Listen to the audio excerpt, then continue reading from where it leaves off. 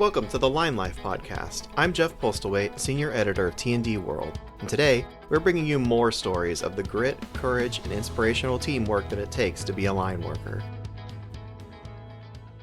Hello and welcome to the Line Life podcast. My name is Amy Fishbach and I'm the field editor for T&D World magazine. For part 2 of our Faces of the Future podcast series, we are featuring guest Theron Tucker of Midwest Energy. Theron, thanks for joining us today for the Line Life podcast. Yeah, thanks for having me, Amy. First of all, Theron, can you talk about how you got interested in a career in the line trade? Do you have any other line workers in your family? And if so, who? Yeah, so I originally got interested from a few of my father's friends, and then my brother went to line school, and he had some friends that all kind of told me that it was a good idea early on while I was in high school, and I decided whenever I was a sophomore that that's what I wanted to pursue after I graduated high school. And Theron, what about your brother? Where did he go to line school and where does he work now? Yeah, so he went to the Dodge City Community College, and he currently is not in line work now, but he did the line program that they had at Dodge City Community College in Kansas. Perfect. And I'd also like to talk to you about the International Lineman's Rodeo. First of all, how was your experience competing in the apprentice division there? Yeah, it was a lot of fun. This was my first time going to the rodeo, so I thought it was a cool thing to experience for the first time, and met a lot of great people, so I thought that was good. And then you are the 2023 PLP Armor Rod Challenge champion, and you installed a set of armor rods and a distribution tie in just 39 seconds. And then when we posted a video of you on our Instagram channel at Lineman World, it got millions of views. I don't know if you know that, but you are famous. It went all over the world. So how do you feel about being the champion of this contest? And how do you feel about having your video go viral? Yeah, so originally I was with my foreman, and I didn't even know if I wanted to do the event. We both were sitting there and seeing how there is a big crowd set up around PLP's stand. So we waited for the crowd to go down for a little while, and I went up and tried it and did okay, I guess, to make it in the top 16. I didn't even know there was a bracket or anything like that. And then heard that there was going to be a bracket the next morning and did good in it. So yeah, that was fun. What year are you in your apprenticeship and what are you learning right now? Yeah, right now in my apprenticeship, I'm a fourth year. And so I think I have about less than 6 months until I should be able to hit my hours for journeyman and try to take my test to be a journeyman. But right now, we're currently working on, or we just got done working on building a few miles of 34.5 vertical line with some single phase underbuild on it. So yeah, that's been fun. And how do you feel about soon topping out as a journeyman? That's a really big accomplishment. Yeah, definitely. So I've been waiting for that since I guess I was a sophomore in high school, or dreamed of doing that since I was a sophomore in high school. So should feel like a big accomplishment once it's all over. And then I want to kind of go back to the beginning. So talk about, you said you went to Northwest Lineman College and you worked for a year at a grain and fertilizer co-op. Talk a little bit about your experience at Northwest Lineman College and how that prepared you for a career in the line trade. I didn't know what to think of Northwest Lineman College going into it, since, obviously a lot of the community colleges around Kansas are a full year, and then you've got Northwest Lineman College that can shove all that information in there in 15 weeks. But right from the very start to getting signed up, I kind of knew it was going to be a good experience for just how easy they made the process. And then shout out to a few of my instructors there. Rory, Keith, Adam, Gary, they were great while I was there. Great role models, and while we were there, they were definitely showed a character that you would want to be in the future. And still to this day, I've had instructors text me and ask me how I'm doing, and then if I have questions for them throughout my apprenticeship, I can call them or email them, and they call me right away, and they've been great. So yeah, I had a great experience there at Northwest Lineman College. And then you got a job like even before you graduated. How did that feel to land a spot in Oakley, Kansas for Midwest Energy?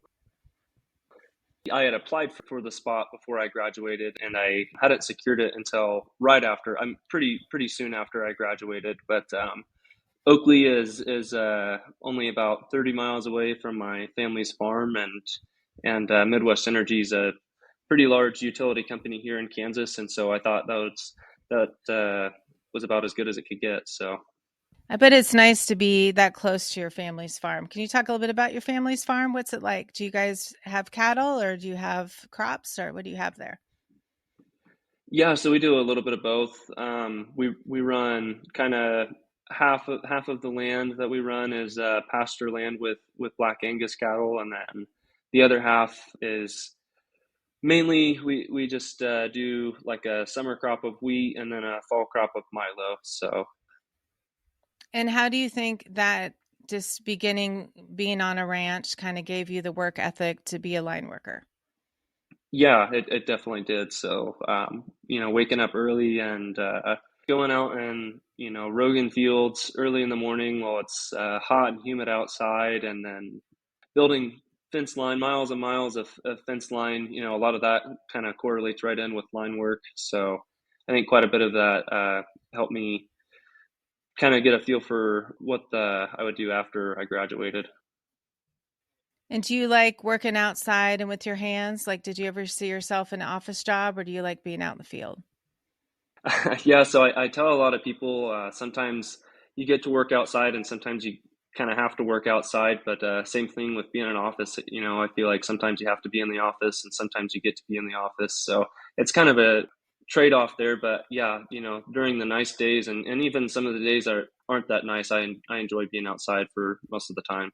Talk about what a day is like for you right now during your apprenticeship and what crew that you're working on. We kind of range from just about anything since I've been here, anyways. We've done overhead and underground transmission, overhead and underground distribution, and we built a substation last year around this time. So, every day is a kind of a different scene, different area, and you're kind of just all over Western Kansas. Whenever you work for Midwest Energy, I could end up way north of where I'm located, or way south, way west, way east. So it's kind of you never really know what you're in for when the day starts, and that's one of the things that I enjoy about it. Oh, that's great. And you said that about 99% of your training was in the field. And for bookwork, you were in the online Red Vector classes. What are the Red Vector classes? Can you talk a little bit about that? And Midwest Energy doesn't really do those anymore. I think I was actually probably one of the last people to do that. So it's just online courses that you take in addition to the Midwest Energy training, I guess. And it has videos that you would watch over how to do pretty much almost everything that you'll see in your apprenticeship. And the videos were pretty outdated and whatnot. And I think Midwest Energy's actually just kind of updated how they do their training courses. So just a video you watch and tests that you take afterwards. And what do you think are some of the challenges of working as an apprentice in today's utility industry? Like I said, I think getting a start at a good place would be that would definitely be the hardest part. I know I've talked to a lot of people that have a hard time trying to find a place around their hometown or find a place around where they would like to end up. I personally was willing to travel around wherever to find a good place to start, and then was wanting to get back into Kansas or Western Kansas mainly if I could. But I was lucky enough to find a great company with great safety policies and great people to work under. So close to my hometown. So No, that's fabulous. Talk about how your company is changing how apprentices are trained. You touched a little bit on that, but I'd like to hear a little bit more about it. I think as of right now, they're working on getting some training facilities put up to be able to do a variety of things with the new training instructor that just started not too long ago. So I think once he gets everything rolling here, they'll be able to do a lot of kind of training out in the yard with just from learning how to climb to maybe troubleshooting underground or simulating troubleshooting underground faults and quite a few things that they'll get set up. So I think that'll be a good thing. And then when you're in line work, of course, storms are just part of the job. And in Kansas, I'm in Kansas City, so a little east of you, but I know that the winds sometimes can be just unbelievable. And you said your first big storm work was 100-mile-per-hour windstorm in western Kansas. Talk about what kind of damage that caused.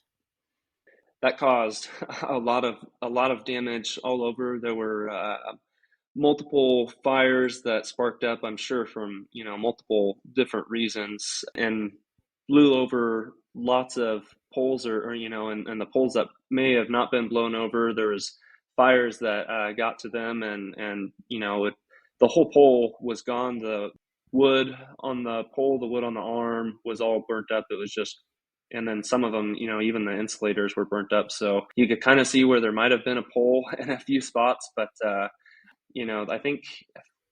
I know for a fact it was a few 100,000 acres were burnt up, kind of north of the Hays, Kansas area. So, and that's where I was at for the majority of it, was north of Hays, Kansas.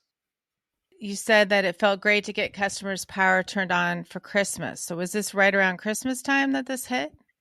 I think the storm would have been around maybe December 15th, the windstorm was, and so repairs started that day. During the windstorm, we were able to get a few things fixed or a few things turned off, to make it through the windstorm, and then turn it back on. But a lot of it we were not able to save and what have you. So yeah, we were working all the way up to Christmas Eve, and then we got to go home on Christmas Eve. I think we got the majority of all the residential customers back on by Christmas Eve. So, oh, that's great. And then talk about your favorite part of working in the line trade, and also kind of like what a day in the life is like for you as far as a schedule. You said a lot of times you're home before 5, which is fantastic. My favorite part is kind of the work-life balance that you would get from Midwest Energy anyways. Sometimes we're working those late night storms and what have you, and some nights you get called out at 1, 2, 3 a.m. and have to work through the whole next day and whatnot. But a lot of the time or the majority of the time, I would probably say where I'm at, we're home before 5 p.m., 4:30 p.m., right at that time period. And yeah, so it gives you a lot of time for your personal life, but also you still get to join in on a lot of the storm work. And, some people think that's fun, some people don't, but I personally enjoy it. So. What do you think it takes to succeed in a line apprenticeship in today's industry? And what do you think are some qualities that makes you a good fit for the trade? Good attitude is key for success. I think, just having that attitude, if you go in every day, thinking your day's not going to be so great, you're probably not going to have a great day. So keeping a great attitude to just start out your day with that. And then I feel like that helped me, going through school in Texas. I went through the summertime while it was 100 plus degrees out, and it was also during COVID, so a lot of the times you had to wear this neck gaiter mask. So Ooh. yeah, climbing poles with those on, yeah, could get pretty hot and make you tired in a hurry. But I think if you focused on how you were hot and focused how you were tired, you probably weren't going to be focusing on how to succeed in the school. So I think having a good attitude about that and focusing on the parts that you're there for kind of leads you towards success. And then yeah, some other qualities that helped me were like I mentioned before, having worked on a ranch and slash farm, operating the big machinery and working outside during the winter months and the summer months. I think all of those things kind of add up for success. Theron, you said that you enjoy spending time on your family's ranch. Is there anybody that you want to give a shout out to in your family on this Line Life podcast episode? Yeah, so all my family really, yeah, I enjoyed, my dad, my grandpa, my uncles, yeah, they all helped me. They're all very mechanically inclined, and all have a great work ethic, and yeah, so I think they're great role models to have growing up. That's wonderful. And what are some tools and technologies that you're learning to use right now that help to improve your productivity and safety in the field? Yeah, so I think with us, it's great that Midwest buys our tools, I guess, for us to use. We don't don't get to keep them or anything like that. But yeah, having power tools while you're doing hot work, I think that really takes out a lot of dangers. Of maybe exposing yourself in a way that you shouldn't be exposed. Your power crimper, I put on there the electric staple gun, which that saves you probably hours per day of stapling ground wires to poles, and probably it will end up saving me from having to have a surgery on my shoulder from just beating staples into a pole on a daily basis. So just stuff like that. I think the more that comes out, the better for us, really. So. And what is your advice to others looking to work as an apprentice line worker? And what are some lessons that you learned? Yeah, so I really like the route that I took of going to Northwest Lineman College. I think that that fit what I wanted to do very well, of going right into it and just kind of cramming a bunch of knowledge in, and then finding a job right outside of it. Whether, like I said, whether I ended up in Western Kansas or not, I would have traveled around and tried to score a job somewhere, and then probably would have tried to get back to where I'm at right now. But I liked how I did that. I know a few people that went straight into the local union and became a groundman and then apprentice after that. And really, if you're saving yourself from paying for school that way, I think that could be a great way as well. Let's talk a little bit about safety. How important is safety in the line trade? Yeah, I think it's probably one of our, or not one of our, I would definitely say it's our number one focus before we start any job is, starting out on that tailgate, how to work safely through all that we're going to do for that day, and kind of identify some of the hazards that might be there. And then, yeah, I think, going to school, or having a good apprenticeship program and having good mentors while you're going through that apprenticeship program will give you the knowledge that you need to know the electric system better, and the safer you'll be, the more that you know about what you're working on. So And then what do you see in the future for line work? I think we constantly have new builds. We're constantly growing. So, with constant growth and electrical demand, probably a constant growth of the electric utility industry. And then Theron, what about for you and your career? Where do you see yourself in about 5 to 10 years, and how are you going to reach that goal?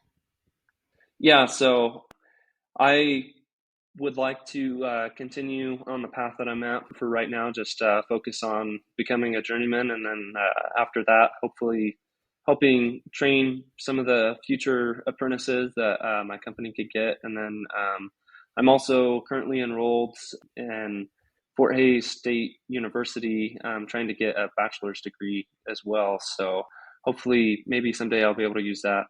So Theron, what are you getting your bachelor's degree in?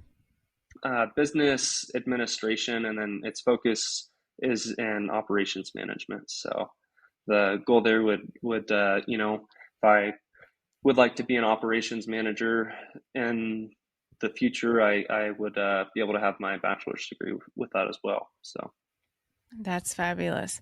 Well, Theron, thank you so much for joining us for the Line Life podcast. I enjoyed talking with you. yeah, thanks for having me, Amy. This episode of the Line Life podcast was written, recorded, and edited by Amy Fishbach. It was produced by Jeff Postlewaite. That's me. To listen to past episodes, visit www.tdworld.com/podcasts or find us at Podbean. You can also drop us a voice memo or message at linelifepodcast@gmail.com with your comments on this episode. We'd love to hear from you. Please follow this show on Podbean or your favorite podcasting app to be updated when new episodes are released. Thank you for listening.